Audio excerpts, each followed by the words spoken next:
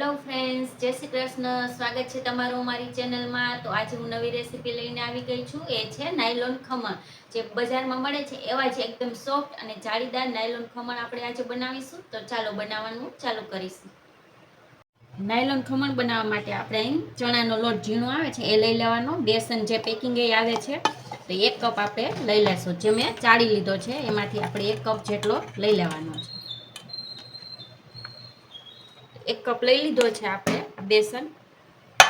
હવે 1 કપ પેલા પાણી લઈ લેશું. આ બાઉલને સાઈડમાં મૂકીશું અને એક બાઉલમાં થોડુંક પાણી એડ કરીશું. હવે એમાં આપણે 1 ચમચી જે સાઇટ્રિક એસિડ આવે છે લીંબુના ફૂલ એ એડ કરવાના છે. 1 ટેબલ સ્પૂન છે એટલા આપણે એડ કરી દેવાના છે. 1 ટેબલ સ્પૂન જેટલું નિમક એડ કરી દઈશું આપણે.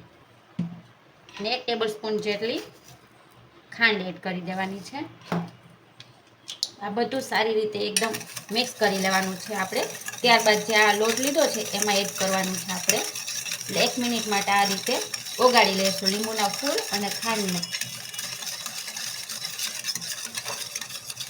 આ રીતે મિક્સ કરતા સરસ ઓગળી ગયા છે આપણે લીંબુના ફૂલ અને ખાંડની. આપણે આ જે લોટ લીધો છે 1 કપ એમાં એડ કરી દઈશું ને મિક્સ કરી દઈશું. થોડું થોડું પાણી નાખતા જે આ રીતે પહેલા મિક્સ કરશું જેથી ગાંઠા ન રહે. હવે આપણે જે 1 કપ પાણી લીધું હતું એમાંથી થોડું થોડું એડ કરવાનું છે અને આપણે સ્મૂથ બેટર તૈયાર કરવાનું છે. એ હું તમને બતાવીશ કેટલું સ્મૂથ કરવાનું છે. લમ્સ ન રહેવા જોઈએ એ રીતે એકદમ સરસ મિક્સ થઈ જવું જોઈએ. મિક્સ કરવાનું છે.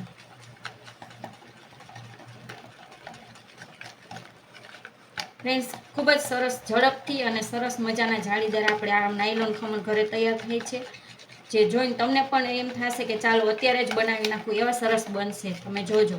તો આપણું બેટર જો હજી થોડુંક ઠીક છે એટલે હજી થોડુંક આપણે પાણી એડ કરીશું. આટલું પાણી આપણે રાખી દઈશું. 1 કપમાં એટલું પાણી વધશે. સારી રીતે મિક્સ કરી દઈશું. હું તમને બતાવીશ કઈ રીતના બેટર આપણે કરવાનું છે. જો આવી રીતે પાડશું ને તો સરસ એકદમ પડશે. જરા બેટર મિક્સ થઈ જાય એટલે આપણે એમાં 1 ટીસ્પૂન જેટલું ઓઇલ એડ કરવાનું છે.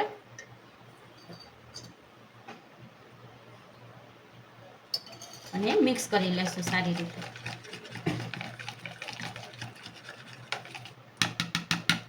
હવે આ બેટરને આપણે 10 મિનિટ માટે રેસ્ટ આપવાનો છે. ત્યારબાદ આગળની પ્રોસેસ કરીશું. તો આપણે આ બેટરને રેસ્ટ આપી દીધો છે ને તમે જોયું આપણે 1/4 કપ જેટલું જ આમાં પાણીની જરૂર પડી છે. હવે સૌથી પહેલાં આપણે આવી રીતે એક મેં અહીં આપણે એને સ્ટીમ કરવાના છે નાયલોન ખમણને. એટલે આવી રીતે મેં એક તપેલી લઈ લીધી છે. એમાં સ્ટેન્ડ મૂક્યું છે. સ્ટેન્ડ ડૂબે એટલું જ પાણી લેવાનું. તમારી પાસે સ્ટીમર હોય ગમે એ લઈ શકો છો. ગેસ ચાલુ કરી દેશું અને પાણીને ગરમ કરવા મૂકી દઈશું. ગેસની ફ્લેમ મીડિયમ રાખવાની છે. આપણે હાઈ નથી. જ્યાં સુધીમાં પાણી ગરમ થાય છે ત્યાં સુધી આ બેટરને આપણે નાયલોન ખમણ માટે મોલ્ડની જરૂર પડે છે. મેં અહીં કેક ટીન લઈ લીધું છે. તમારી પાસે કેક ટીન ન હોય તો કોઈ પણ એલ્યુમિનિયમની તપેલી અથવા સ્ટીલનું કોઈ પણ બાઉલ લઈ શકો છો. તો આપણે એને પહેલાં ઓઇલથી ગ્રીસ કરવાનું છે. ઓઇલથી સારું એવું બધી બાજુ આવી રીતે લગાવી દેવાનું જેથી ખમણ બની જાય ત્યારે આસાનીથી એમાંથી નીકળી જાય. તમે જોઈ શકો છો લગાવી દીધું છે. હવે એને સાઈડમાં મૂકી દેશું. આ બેટર કર્યું છે એમાં આપણે હવે છેલ્લે સોડા એડ કરવાના છે. ખાવાના સોડા જે આવે છે એ એડ કરીશું. અહીં 1/4 ટીસ્પૂન જેટલા સોડા એડ કરવાના છે. સોડાનું પ્રમાણ વધારે નહીં લેવાનું, નહીં તો ફૂલશે તો ખરા પણ ટેસ્ટમાં કડવાશ લાગશે. એટલે એટલા સોડા આપણે એડ કરી દેવાના છે ને સરસ મિક્સ કરવાનું છે. સોડા નાખશો એટલે બેટર થોડુંક ફૂલાશે. એટલે તમારે બાઉલની સાઈઝ થોડીક મોટી જ લેવાની, નાનું નહીં લેવાનું. અને સારી રીતે આ રીતે મિક્સ કરી દેવાનું. જો તમે જોઈ શકો છો એકદમ ફૂલવા લાગ્યું છે બેટર. આ સોડા નાખી અને જાજી વાર નહીં રાખવાનું. એટલે આપણે પહેલાં પાણી ગરમ મૂકી દેવાનું, મોલ્ડ તૈયાર કરી લેવાનું. અને હવે બધું બરાબર મિક્સ થઈ ગયું છે તો આપણે જે આ મોલ્ડ લીધું છે એમાં નાખી દઈશું.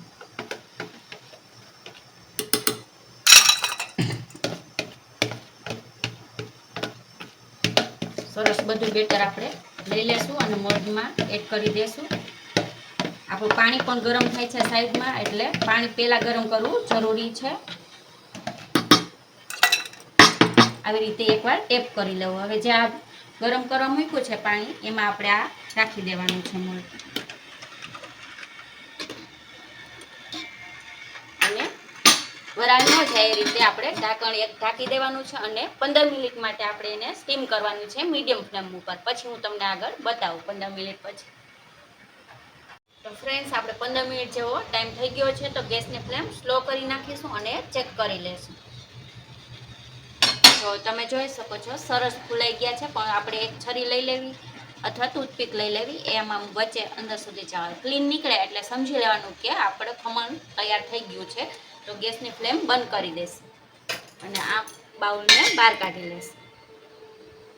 હવે આપણે 5 મિનિટ માટે થોડુંક રેસ્ટ આપીશું, એની સાઈડની કિનારી છોડી દઈએ, ત્યારબાદ એને અનમોલ્ડ કરીશું આપણે. તો ત્યાં સુધીમાં આપણે આના ઉપર રેડવા માટેનો વઘાર તૈયાર કરી લેશું.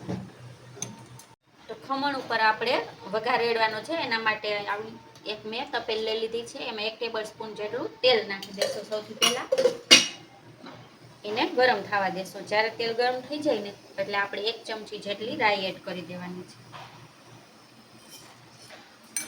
રાઈને સરસ તળવા દેવાની છે. બધી રાઈ ફૂટી જાય ત્યારબાદ આપણે એમાં મેં એક મરચું લઈ લીધું છે જે તીખું છે, એટલે 1 મરચું લઈ લીધું છે અને લીમડાના પાન લીધા છે થોડાક.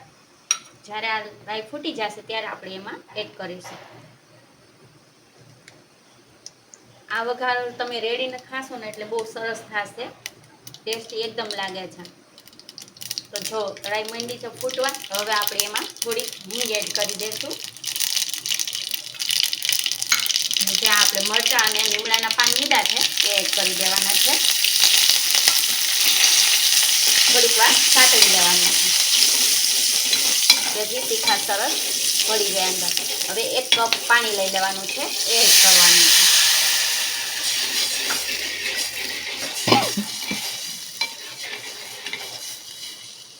એમાં 2 ટેબલ સ્પૂન જેટલી ખાંડ એડ કરી દેવાની છે અને આ પાણીને સરસ ઉકળવા દેવાનું છે.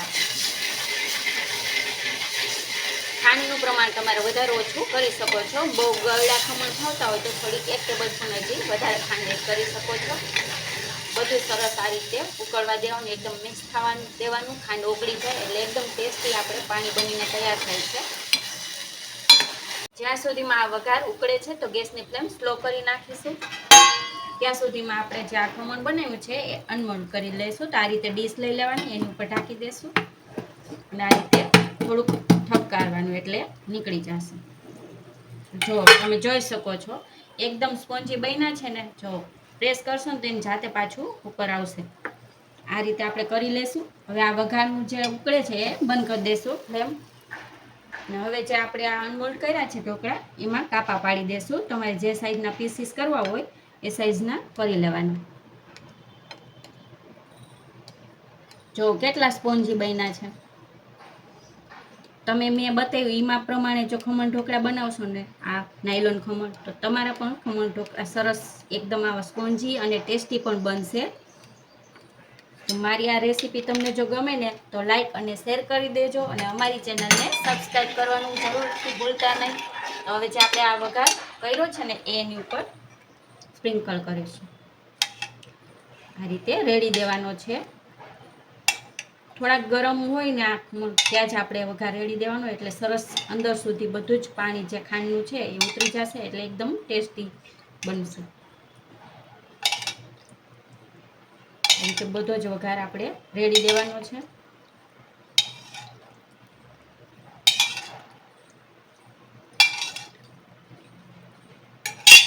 હવે એને કોથમીરથી ગાર્નિશ કરીશું આપણે.